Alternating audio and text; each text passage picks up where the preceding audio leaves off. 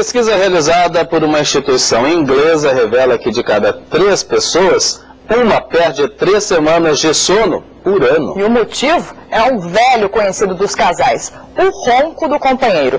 Problema que tem solução, segundo os médicos.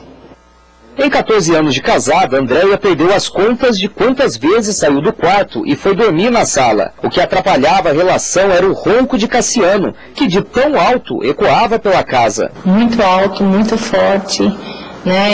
E também não só o incômodo do ronco, mas a preocupação, né, que acontecesse alguma coisa com ele durante a noite. O caso da Andréia se encaixa bem numa pesquisa feita por um instituto inglês que apontou que de 1 a cada 3 pessoas perde até 3 semanas de sono a cada ano por causa do ronco barulhento do companheiro ou da companheira. Muito difícil, porque sem dormir à noite, aquela irritabilidade, aquelas coisas que difíceis, né, do dia a dia, tendo uma noite ruim, né? Há 6 meses, Cassiano decidiu procurar ajuda. Depois de passar por especialistas, ele começou a usar este aparelho. Foi o adeus às noites mal dormidas. Eu dormi bem a noite inteira. Finalmente, depois de 14 anos de casados, ela havia conseguido dormir a noite inteira. O ronco também ronda a vida de seu Luiz Carlos. Há 4 anos ele fez uma cirurgia no nariz e as noites se tornaram mais barulhentas. Cerca de 2 ou 3 anos eu fiz uma operação de adenoide no nariz e a partir desse instante comecei a dormir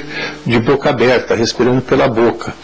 Isso me atrapalha muito. Para tratar o problema, o advogado passou por um exame chamado polissonografia. É um conjunto de registros que nos permitem saber como é a estrutura, como é o som dessa pessoa. O ronco pode ser acompanhado pela apneia, a parada respiratória durante a noite, que em alguns casos leva à morte. Está enganado quem pensa que as crianças estão livres disso. A pediatra alerta que na infância as consequências são diferentes. O que acontece? Ela ronca, não dorme bem, não tem um sono de boa qualidade. Durante o dia ela se torna uma criança irritadiça. Segundo a médica, os problemas têm solução com o uso de 2 aparelhos. Um deles é o aparelho intraoral, que a gente usa para apneias leves, moderadas e ronco.